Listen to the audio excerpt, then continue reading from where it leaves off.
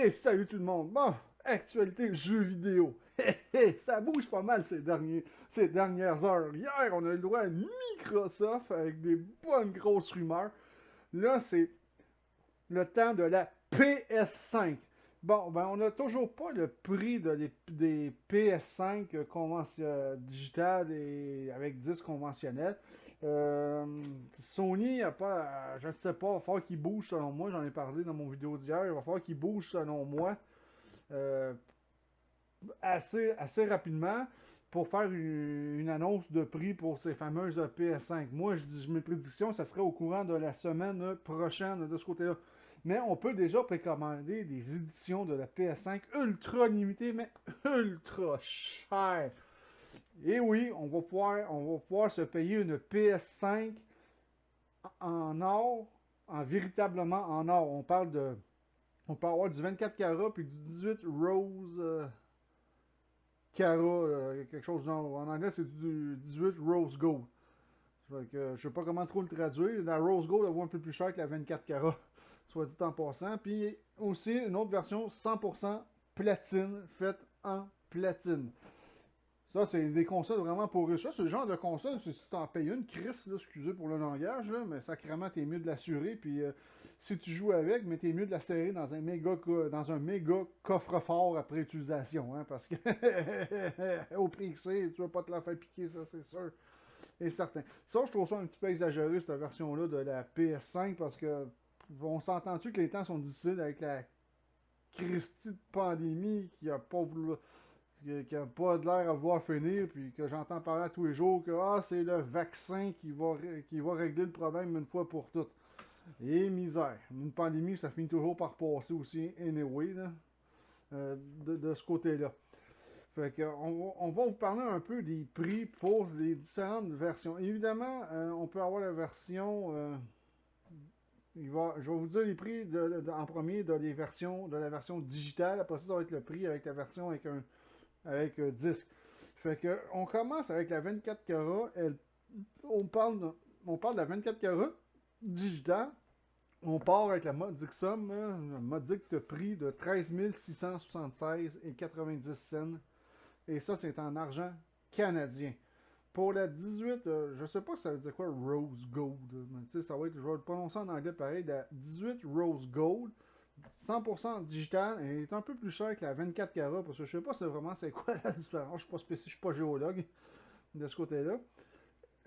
On peut l'acquérir pour la modique somme de 13 847 et 69 cents canadiens.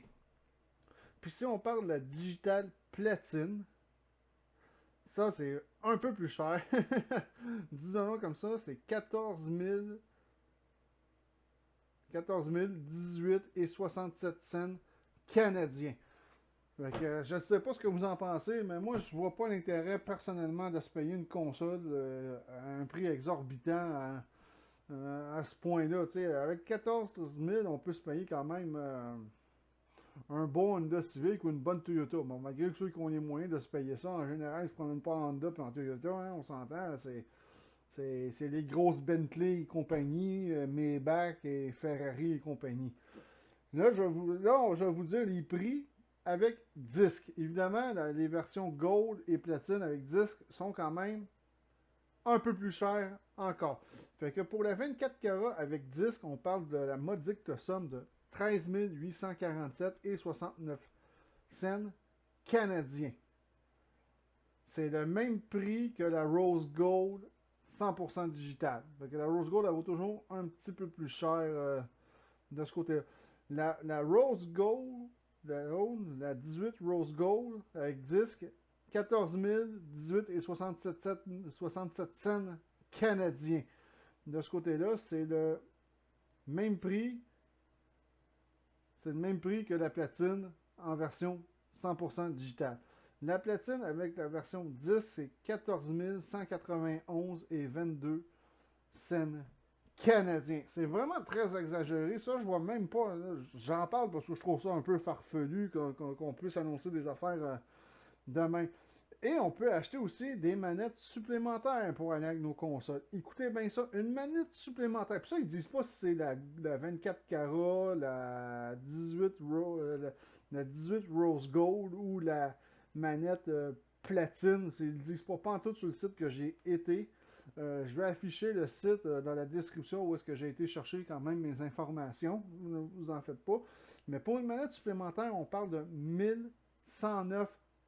1109,64 canadiens. Fait qu'on parle de 1109 piastres canadiens pour une manette supplémentaire, parce que ça ne viendra pas avec deux manettes, ce truc-là. Hein? Il va falloir rajouter une manette là-dessus, de ce côté-là, ce qui est absolument, mais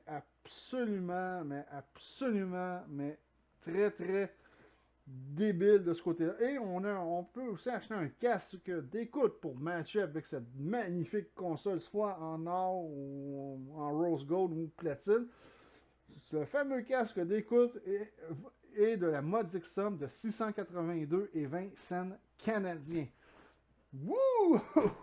Ouais, j'avoue que. coucou. Ouais, en tout cas, hein, c'est des goûts de luxe, mais tu sais.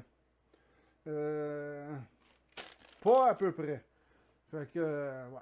C'est pas super. Bon, je vais mettre mon arrière-fond Nintendo parce que là, on va enchaîner sur Nintendo. Bon, Nintendo, des rumeurs circulaient qu'il allait avoir une nouvelle Switch Pro qui allait s'en venir. Les rumeurs sont à peu près déjà confirmées parce que ça a l'air que Nintendo a demandé à ses développeurs de faire des jeux en définition 4K ou en upscale 4K. On sait qu'ils vont utiliser pas mal la technologie de Nvidia, la fameuse technologie DLS Upscale. Fait que déjà en partant, ça veut dire qu'il y a une nouvelle Nintendo Switch qui va se pointer. Bon, oui, je trouve que c'est un peu tôt pour encore une nouvelle Switch, surtout une nouvelle Switch encore plus performante. Le problème de Nintendo, c'est toujours des consoles mid-gen, puis Nintendo, c'est toujours sur le court terme. Ils vont sortir souvent une console sur le court terme à cause qu'il faut qu'ils soient capables de suivre quand même Sony et Xbox d'une certaine façon. Fait que les rumeurs, oui, il y a encore des rumeurs qui disent qu'elle serait peut-être déjà même en production, déjà en partant, puis ça a l'air que Nintendo accélère la production. J'ai pas vraiment d'image concrète de ce que c'est que la nouvelle Switch va avoir de l'air. Aussitôt qu'on va pouvoir avoir des images, des affaires de même, c'est sûr que je vais faire une vidéo là-dessus, puis surtout pour voir les spécifications aussi de la nouvelle Switch et savoir si ça va valoir vraiment la peine. Parce que c'est sûr que la Switch ne fera pas nécessairement du vrai 4K. Surtout s'ils veulent garder le système hybride. Il y en a qui disent que ça pourrait être une Nintendo Switch en définition 4K, mais juste en genre portable. Ben, ça, j'ai un peu de misère à croire ça parce que c'est un peu se tirer dans le pied. Et de ce côté-là, alors que la Switch conventionnelle ne fait même pas le 4K, c'est du 720p, genre, il y en a qui disent que ça peut monter jusqu'à 1080, mais en tout cas, de ce côté-là. Et la rumeur circule qu'avec cette nouvelle Nintendo Switch-là, il y aurait un nouveau titre de lancement, ça serait le fameux Zelda Breath of the Wild 2, qu'on attend depuis un certain temps. Les rumeurs vont de bon train que ça serait le titre de lancement avec la nouvelle Nintendo Switch Pro. Je sais pas si ça va s'appeler la Switch Pro, mais en tout cas, on n'en sait strictement rien. C'est un peu encore flou, mais Nintendo est capable de nous annoncer ça 2 semaines avant la... Genre, comment vous dire ça? 2 semaines avant le lancement, comme qu'ils nous ont fait avec la collection Mario 3D All-Star. Ils nous ont annoncé ça cette semaine, comme 2 semaines avant la sortie du jeu, fait qu'ils peuvent aussi très bien faire ça, fait qu'on peut s'attendre à n'importe quoi. Nintendo a toujours nié qu'il n'y aura pas de nouvelle console en 2020, mais je me méfie de ce côté-là, parce que c'est d'après moi, il risque peut-être d'avoir une New Nintendo Switch Pro, d'après moi, d'ici la fin de l'année. Pour moi, c'est à peu près sûr et certain, vu que les Next Gen s'en viennent, il va falloir que Nintendo emboîte le pas pour... une nouvelle Switch. C'est juste que Nintendo, je trouve qu'il sort pas mal de consoles. On a le droit à la Switch. Après ça, ils ont sorti la Switch Lite pour les budget gamers. Puis là, une Nintendo Switch Pro de ce côté-là. Fait que je trouve que ça va un peu vite. Puis je trouve que ça fait... Moi, je considère pas que la Nintendo Switch a fait tant que ça ses preuves. Oui, il y a eu des gros titres comme The Witcher 3, des affaires de même, mais il n'y a pas tant que ça de très gros titres sur la Nintendo Switch. Niche, puis Nintendo, je trouve qu'on a de la misère à pondre puis à nous sortir des first party signés Nintendo. Fait que, je ne sais pas trop qu'est-ce qui va se passer. J'ai hâte de voir les rumeurs, j'ai hâte de voir qu'est-ce qui va se confirmer au fil du temps de ce côté-là. Fait que j'ai vraiment, mais vraiment hâte de voir tout ça de ce côté-là. Fait que c'était un peu l'actualité JV d'aujourd'hui. C'est pas tant de choses que ça, surtout que les PS4, excuse-moi, les PS5 en or et en platine, je trouve ça totalement farfelu. Puis je trouve que moi, ça fait pas longtemps que je viens d'acquérir ma Nintendo Switch, ça fait même pas un an. Puis on me parle déjà qu'on sort, qu'ils vont sortir peut-être une nouvelle console d'ici peut-être la fin de l'année. Fait que, tu sais, je trouve ça con, puis un petit peu. Puis je vais juste faire une parenthèse concernant les next-gen. Je suis pas sûr que les next-gen, ils risquent de se vendre, mais à quel point ils vont se vendre? Parce qu'il faut pas oublier que pendant la pandémie, il y a bien du monde qui ont été achetés des PS4 et des Xbox One, parce que lors du méga confinement, pas au Canada et pas juste au Canada, il y en a eu un peu partout dans le monde. C'est sûr que le monde se sont rabattus un peu sur les PS4, Nintendo Switch, Xbox One, pour se divertir parce que le monde n'avait plus rien à faire. Puis le monde qui vient tout juste d'acheter une Xbox One ou une PS4, je suis pas sûr que ça va lui tenter nécessairement que tout ce beau monde-là vont faire le saut vers la next-gen parce qu'il y en a qui n'auront pas nécessairement le budget de ce côté-là. Vraiment, mais vraiment pas. Fait que c'était ma petite parenthèse. Fait que pour moi, 2020, je trouve pas que c'est une si bonne année que ça pour sortir les next-gen. Sûrement que 2021 serait peut-être. Si 2021 est mieux, mais tant mieux, c'est là que j'aurais peut-être sorti ma console next-gen. Mais en tout cas, c'est pas nous autres qui décident, hein, c'est juste. C'est juste mon opinion de ce côté-là. Fait que c'était tout pour cette vidéo-ci. Fait que on va se revoir dans un prochain vidéo.